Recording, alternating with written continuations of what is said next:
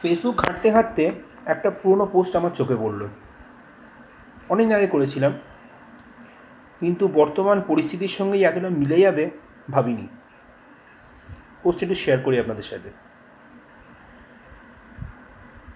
অনেকদিন আগে, বলে নিন প্রায় ধরুন অনেকদিনই আগে, এক বয়স্ক ভদ্রলোক সকালবেলা একটা বিপদে পড়ে।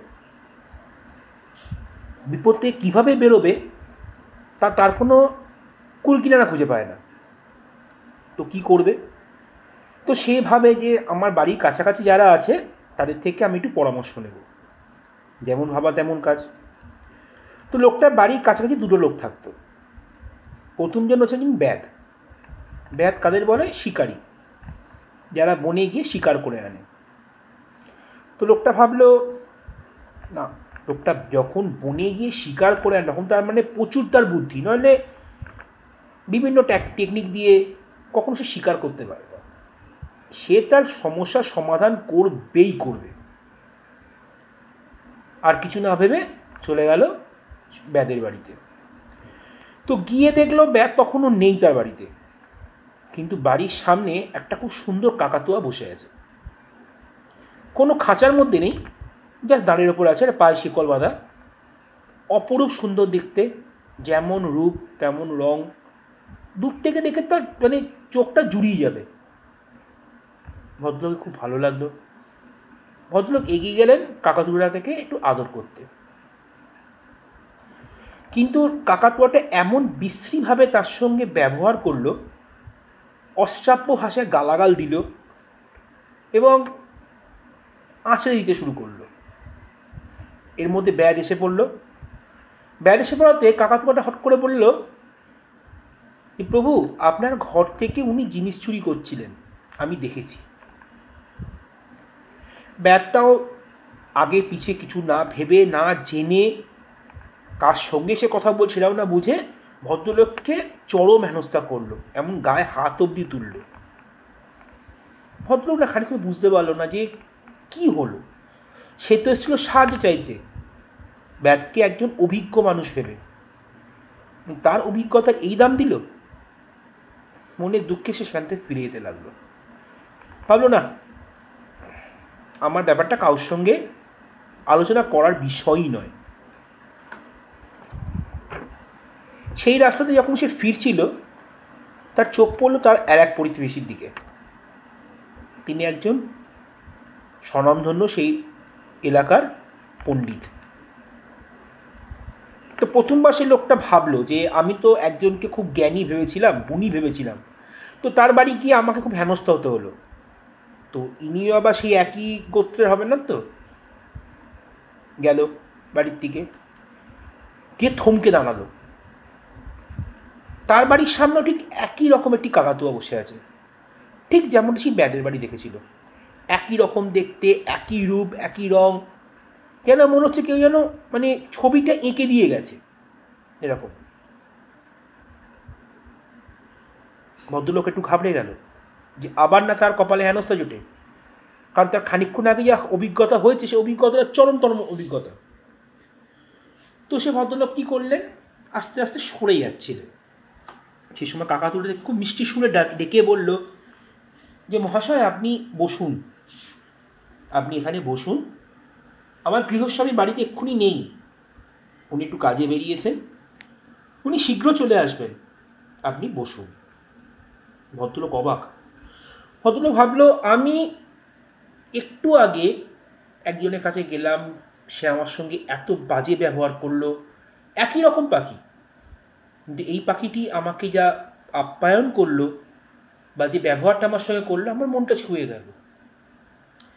সে থাকতে না পেরে পাখিটিকে জিজ্ঞেস করলো যে ভাই কাকাতুয়া, তোমার সঙ্গে কথা বলে আমার খুব ভালো লাগলো, সকালবেলা মনটা ভরে গেল, কিন্তু তোমার থেকেই দুহাত দূরে আমি এর একটি কাকাতুয়া দেখতে পেলাম যে আমার সঙ্গে খুব দুর্ব্যবহার করেছে, আমার ভালো লাগেনি।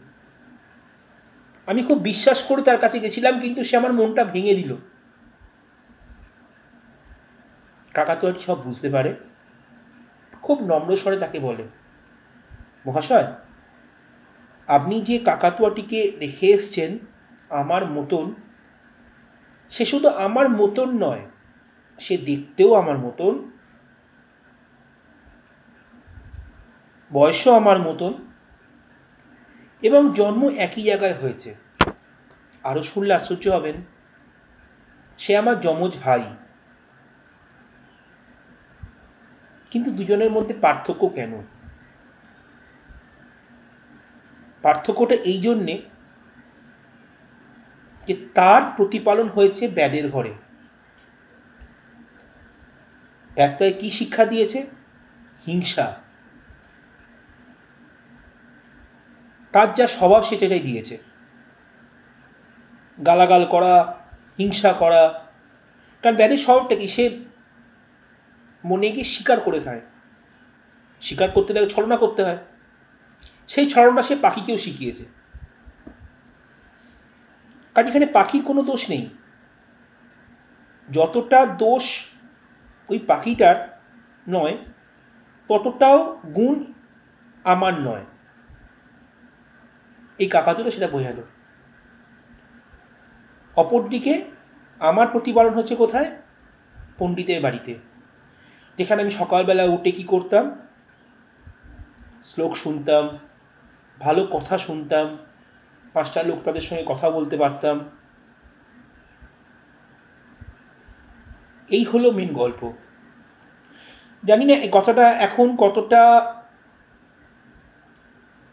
কীভাবে কে নেবে, কিন্তু বর্তমান পরিস্থিতিতে যেন মনে হচ্ছে না কথাটা এবং এই পোস্টটা প্রচণ্ড তাৎপর্য রাখে, প্রচণ্ড তাৎপর্য রাখে।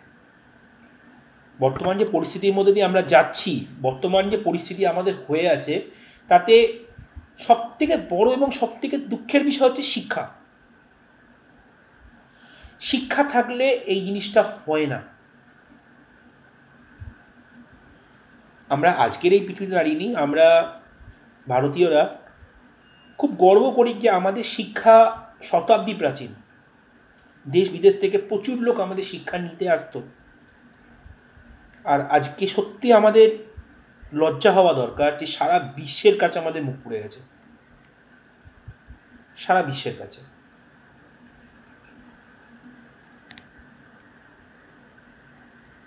এটা জঘন্য জিনিস। এই জিনিসটা কোনো ক্ষমা হয় বলে অন্তত আমার জানা নেই। করতে পারে যাদের মন খুব উদার, তারা হয়তো ক্ষমা করতে পারেন, কিন্তু আমার জানা নেই এই ব্যাপারটার কোনো ক্ষমা হয় বলে। আমি আশা করব খুব দ্রুত সব কিছু সমাধান হবে, সুবিচার পাবে,